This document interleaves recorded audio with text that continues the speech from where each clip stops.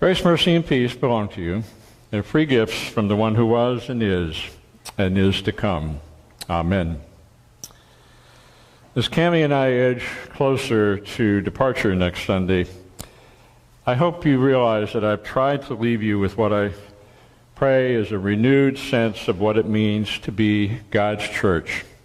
To be God's church at a time when, to paraphrase that poet you may remember from high school, William Wordsworth, the world seems just too much with us, at a time when many have grown weary from the din of strident voices that seek to drown out the truth of who we are and who we wish to be. As I hope you remember from the wisdom of the Psalms and the charge to God's disciples from the Gospel of Matthew, we have rediscovered in these past few weeks the church is a shared community of broken souls who lift one another up to salvation and healing through shared stories of God's redemptive action. We have learned also that church is a place where we face up to God's call to discipleship by following Jesus the way the first fishermen did, dropping their nets and answering in complete trust and obedience. And lastly, we have learned that as a collected people of faith, we are blessed to be a blessing to others. And now today, for our last declaration of what it means to be God's church in the world, we turn again to the Gospel of St. Matthew, where we are told that as disciples we are the salt of the earth and we are the light of the world. Note the use of the present tense.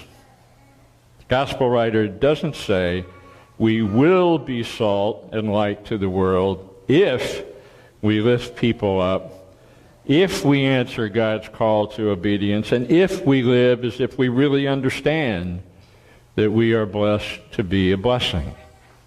To the contrary, we hear that we are already salt and we are already light by virtue of having been chosen by grace to reflect that grace in the way we relate to other people.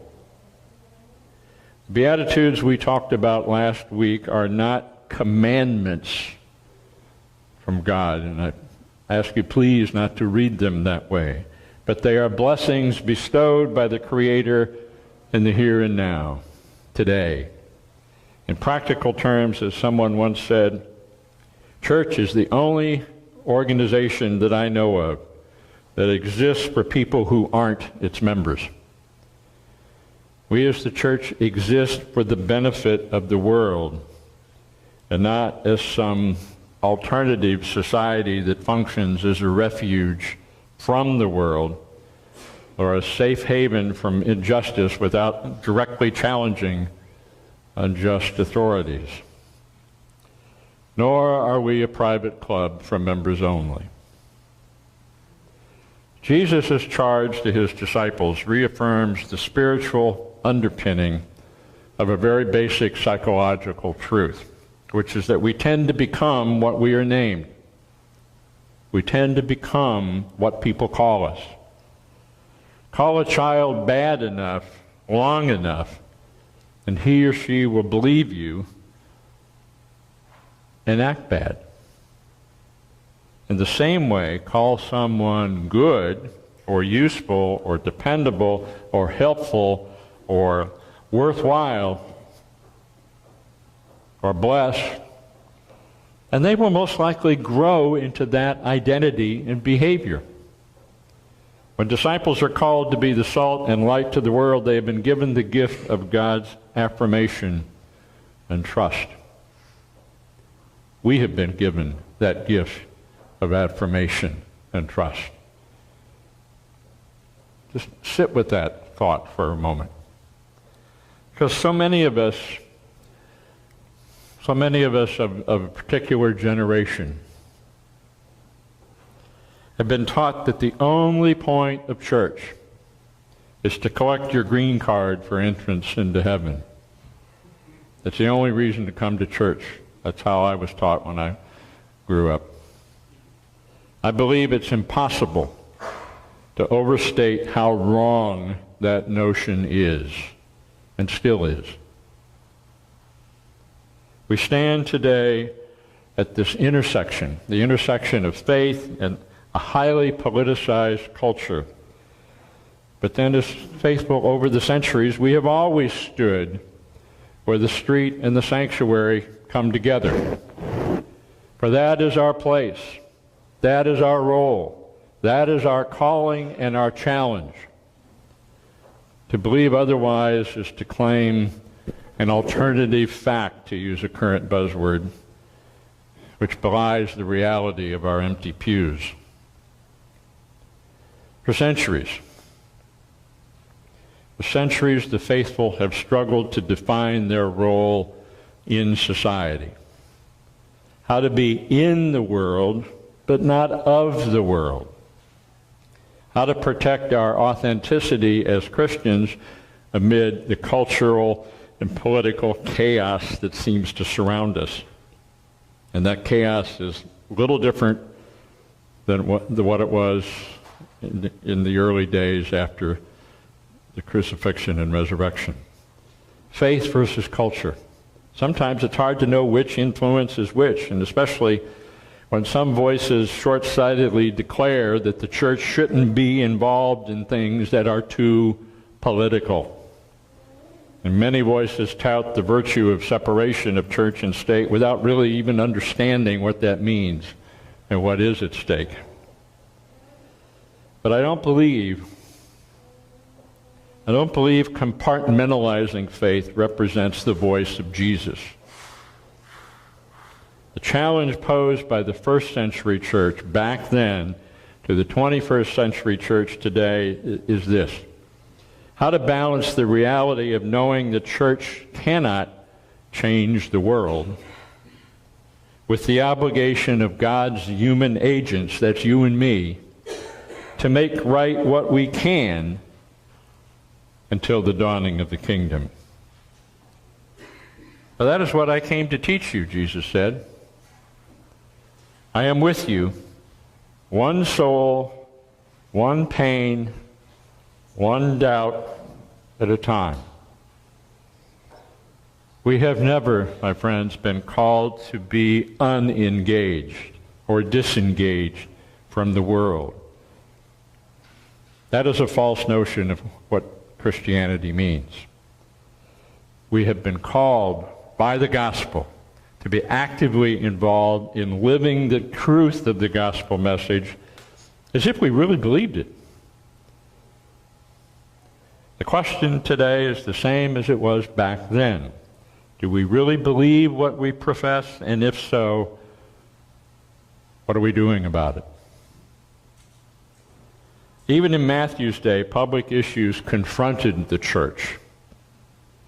The Jewish audience that Matthew faced experienced what seemed to be endless physical and economic oppression by Roman authorities, as well as different forms of oppression from the Jewish institutions. Yet into this time, then, as now, steps this Jesus who preaches a message of humbleness, loving kindness, and self-sacrifice, and oh, by the way, reminds us that we are the salt of the earth. I believe the message behind that metaphor. And remember, a metaphor is a word picture that describes something we can't see. The message behind that metaphor is that our faith in the form of how we love one another is not some simple table condiment, which is how most of us would regard salt, but rather an essential life-giving nutrient for the world we call home. This is a metaphor about how those who understand and grasp the good news are to live sacramentally within, not outside and over and against our secular environment. What happens when you put salt on something, French fries or your popcorn or whatever? It adds to the flavor, but the salt itself disappears into the food. It blends in. In each of the gospel narratives, salt was a common usage used by Jesus to paint a picture of how he hoped his followers would act and be in the world. In all of his illustrations, salt wasn't an element useful all by itself and unto itself, but it was useful only in its application to other things. Meaning that the followers of Jesus were called to exist for others, as in giving oneself away completely. Just as salt disappears into food, Jesus' disciples were called to transform the world by disappearing into humble service.